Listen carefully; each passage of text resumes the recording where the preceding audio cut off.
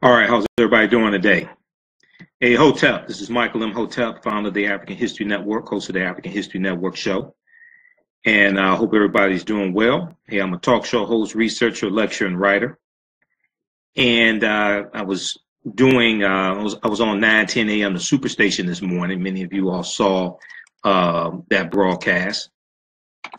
And I wanted to talk about a breaking news story here involving ESPN's Jemele Hill. Okay, so everybody share this broadcast on your own Facebook page. Invite your friends to tune in also. Some of you all saw me this morning on David Bullock's show on 9:10 a.m. the Superstation, Pastor Bullock's show. And I'm here broadcasting live, and I haven't been able to broadcast live for a few days from my laptop because my hard drive crashed on my laptop. I had to get a new hard drive, get that replaced, lost a lot of my files, lost a lot of my presentations, a lot of my notes, things like that. But we're back, and I'm trying to recover a lot of my lost files, years of research.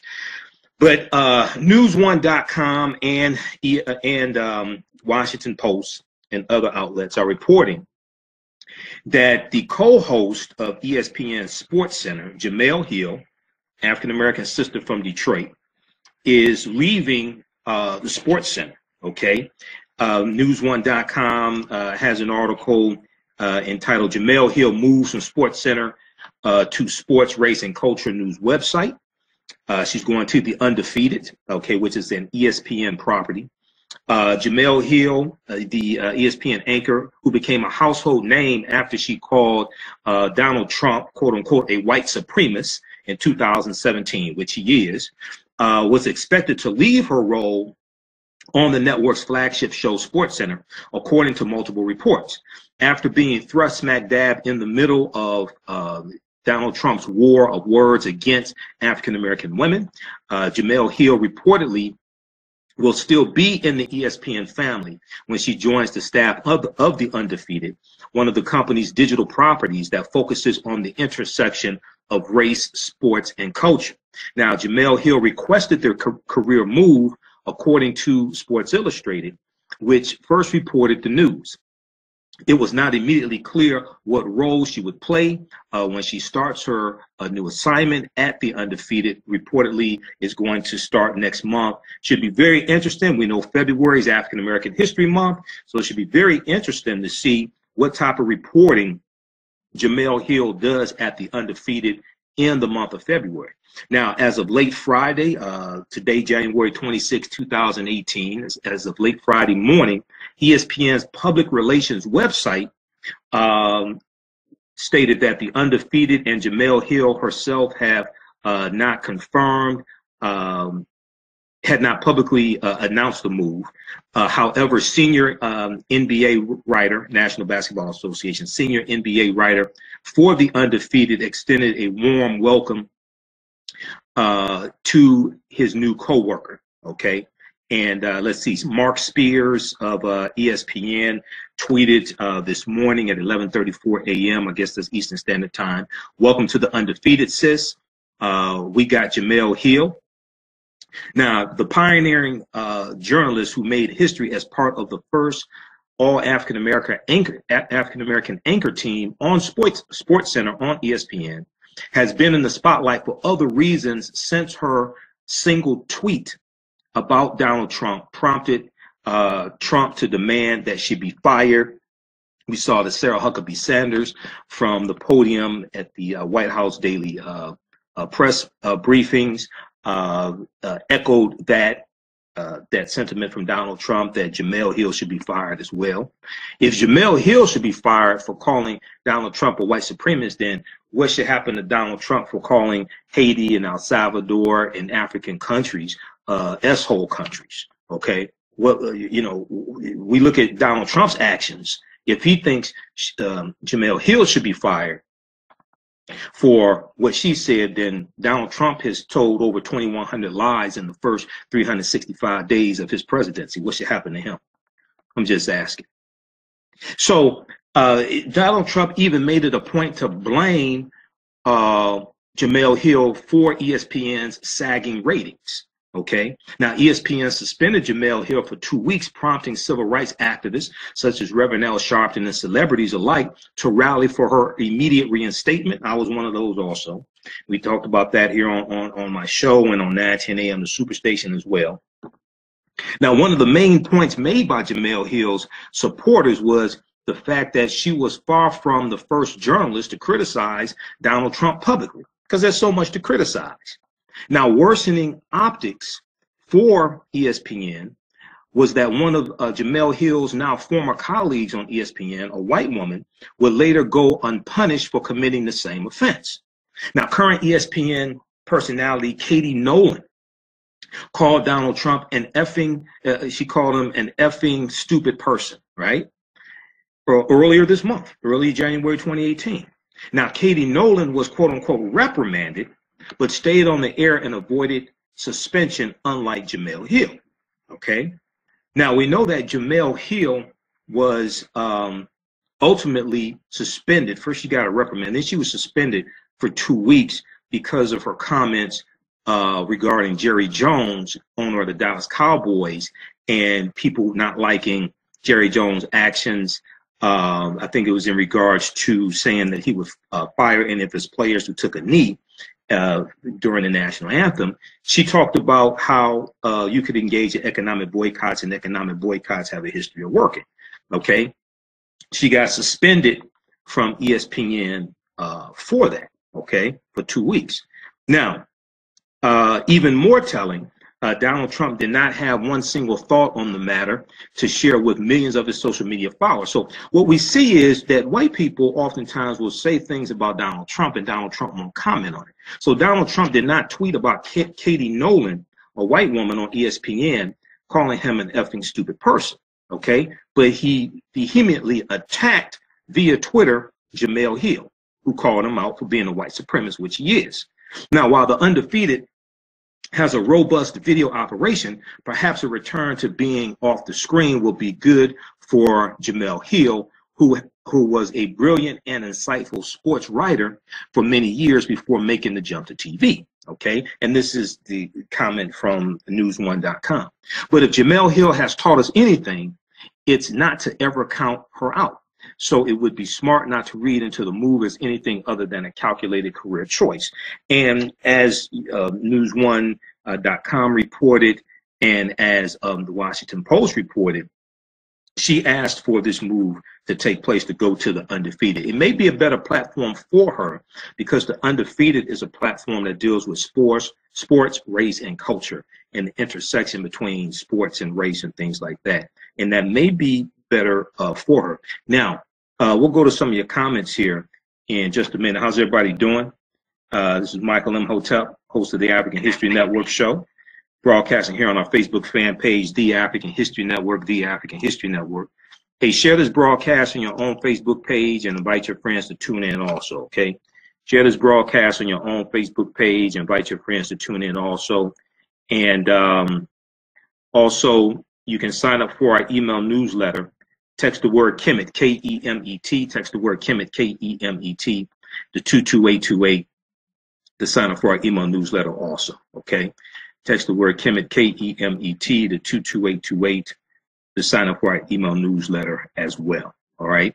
Okay, so if we look at the comments that Jemele Hill made originally about Donald Trump, just to refresh your memory, right? And I talked about this for a number of weeks on my show. If we look at the article from Washington Post from September 15, 2017, September 15, 2017, ESPN's Jemele Hill stands by her statement that Trump is a white supremacist, okay? And if we look at the original comments, she said that on September 11th, 2017, she tweeted, Donald Trump is a white supremacist who has largely surrounded himself with other white supremacists. She goes on to say in another tweet from September 11th, the first one was 6:54 p.m., second one 6:55 p.m. The height of white privilege is being able to ignore his white supremacy because it's of no threat to you. Well, it's a threat to me. Then 6:58 p.m., September 11th, she continues, Trump is the most ignorant, offensive president of my lifetime. His rise is a direct result of white supremacy, period. Let me repeat this because she's absolutely correct. She hasn't said anything that's not true. Trump is the most ignorant, offensive president of my lifetime. His rise is a direct result of white supremacy, period. Okay? So we know that ESPN responded September 12th, 2017 at 2:11 p.m. on Twitter. There's a statement on Jemele Hill. Quote, the comments on Twitter from Jemele Hill regarding the president do not represent the position of ESPN. We have addressed this with Jemele, and she recognizes her actions were inappropriate, end quote. So it's important to understand that what actually got her suspended for 2 weeks was her tweets regarding Jerry Jones after she was warned by ESPN when she tweeted about Donald Trump. Now, she tweeted on her own personal Twitter account, okay? It wasn't an ESPN Twitter account, it was her own personal Twitter account. But she is moving, Jemele Hill is moving to the Undefeated, okay? And if we look at the article from the Washington Post, and we'll go to some of your comments here in just a minute, from today, January 26, 2018, Jemele Hill reportedly is leaving ESPN's 6 p.m. Sports Center to work for the Undefeated. Okay. Now, on Friday, Sports Illustrated's Richard Deitsch, D-E-I-T-S-C-H, reported that Jemele Hill is leaving the show.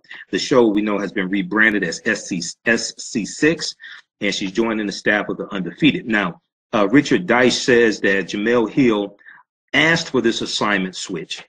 And we know in October 2017, she was suspended for 2 weeks for violating the social media policy after she suggested on Twitter that NFL fans could boycott advertisers and vendors associated with the Dallas Cowboys, whose owner, Jerry Jones, said his players will stand for the national anthem or be benched, okay? I think he actually talked about firing them or something, but at least benching them, taking them off the field. Now, okay, so we talked about her comments about Donald Trump. All right, now, while serving her suspension, Jemele Hill told TMZ, and we covered this on the show, that she deserved the punishment, and she said she was sorry only for dragging ESPN into an unwanted political controversy, okay? She, however, did not apologize for the statement she made about Donald Trump. She said, you know, the only thing I'll ever apologize for is I put ESPN in a bad spot. I'll never take back what I said. I put them in a bad spot. That's the truth of it. I regret the position I put them in. I regret a lot of the people I work with, the position we put our show in. I'll never take back what I said. Okay. So we'll see how this move works out for Jemele Hill. Hopefully everything will work out all right for her. If we look at some of the comments here on Facebook, and share this broadcast on your own Facebook page, invite your friends to tune in also. All right. Let's see. If we look at some of the comments here on Facebook, okay, we got Corey. He said, dang. We got Edward. He said, what happened? Well, it's a career choice, apparently. Sports Illustrated is stating that she asked for this move to the Undefeated to take place. So she hasn't been fired. Okay, she hasn't been fired. It's she's moving to the digital platform, the Undefeated. Tanisha says, sorry to hear that. James said, I know a few data recovery programs that could help. Okay, I was talking about my hard drive crash. I lost a lot of my files, a lot of my PowerPoint presentations, things like that. So that's why I haven't been, this is the first time you see me broadcast in a number of days from the laptop, because my laptop was in the shop. I had to buy a new hard drive, had to have Windows 10 reinstalled. This whole thing cost me about $160, cost me $260. And I'm still trying to recover a bunch of my work, a lot of my research, a lot of my files, things like that. So that's why you haven't seen me broadcast here on Facebook Live from the laptop. Okay, let's see. Okay, we got Max, Regina said, we stand with Jemele. Richard Evans said, buy a 2 terabyte hard drive and transfer your files footage each week. Yeah. You know, some stuff I thought was backed up, but I come to find out it wasn't. I've got about 4 external hard drives. You know, I've got I've got external hard drives. I just found out I got about 1, 2, 3, 4, 5 external hard drives, but I've got to, I need to buy 8 terabyte because all these have plugs. So they're plugged into 5 different outlets. I need an 8 terabyte external hard drive. I just found out, I went to Micro Center out in Madison Heights, Michigan, and I found out they have 8 terabyte hard drives. The highest one I have is a 3. So I need to get an 8 terabyte, put all that stuff on one external hard drive. Let's see here. All right, let's look at some more of your comments. All right, Vaughn Bigelow, how you doing? Martell said, wow, sounds like she might have been forced out. Never heard of Undefeated. Oh, Undefeated, they have some really good articles. I've cited some of their articles on our shows, the Undefeated. That is a digital platform. It's a news platform that deals with the intersection between sports, race, and culture. And it's owned by ESPN. Okay, so there have been a lot of breaking news stories dealing with sports that come from the Undefeated. Aula said, Brother Booker, Omega is calling your name. I'm just treating. Okay. He's talking to Cory Booker here. Don't think that's Senator Cory Booker. Let's see. McCoy said native, not African. The natives come from Africa. Read the first Americans were Africans. Documented evidence. Okay. So we can deal with facts and evidence. Yeah. Manio Tucker, he said Detroit's finest. Yeah, Jemele Hill is from Detroit. Okay. All right. Okay, so Rashawn said those are all facts, but let's not forget how hard black men supported her. Then she went and posted the anti-black propaganda from the root. Black men are the white men of the black community. She chose her side. Just because you post an article does not mean you agree with everything that's in the article. I post articles and there are things in the article I disagree with. Just because you post an article or retweet an article does not mean you agree with everything that's in the article, or you may not agree with most things that are in the article. You may retweet an article to show how stupid it is. Now, and I haven't heard an explanation from her saying that black men are the white men or whatever the hell that article said. That was from Damon Evans. This was a ridiculous article. But just because you retweet an article or post an article or repost an article does not mean you agree with everything that's in that article. You may not even agree with most of the things. There may be 1 or 2 things you agree with, or you may just retweet it to show, look how stupid this is. So, you know, I didn't take offense to it. The article is ridiculous, but her retweeting it, I didn't take offense to that. Okay, so Tanza Fun, Funn, said on Facebook, why doesn't BET put out a sports show? This way there will be an avenue for sports with ethical community progression. I think shows like that are fairly expensive. So it depends upon, is this going to be a show that deals with sports in general? Is it going to focus on African-American sports, HBCUs, things like this? Those different types of shows like that are very expensive. So, and the other thing is, you have to get the advertisers. I'm somebody who sold radio advertising here in Detroit. You have to have the advertisers. One of the reasons why News One Now is taken off of the air. It's hard to get advertisers for a news program like News One Now that's dealing with African American news and is largely unfiltered. Because if you actually watch News One Now, they did not always have the disclaimer that the views expressed on the show are not those of TV One and the advertisers. They just started adding that in the last few months. They did not always have that disclaimer. And that's because they get pushed back from advertisers. I'm someone that's done national radio. I know how hard it is to get advertising for African American talk radio shows on a national level, on a local level. Okay, so it's oftentimes, man, it's hard to get the type of advertising to bring in those dollars. And it's not just getting advertising, it's getting the dollar amount that is that will sustain the show and pay for the staff of the show, pay for the host.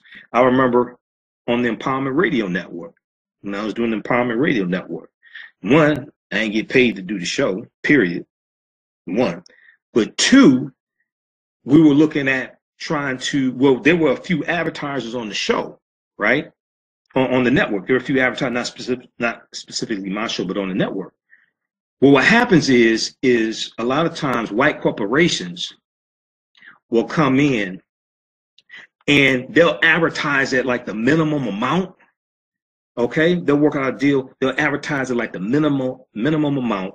They'll buy a few ads, and they do this to keep the NAACP, keep Reverend Al Sharpton, keep Jesse Jackson off their backs, so they can show, hey, look, we advertise with these black platforms. We advertise on TV One. We advertise with the Empowerment Radio Network, things like this. But if you look at the dollar amount that they're spending, it's a very, very small amount. It doesn't sustain a show.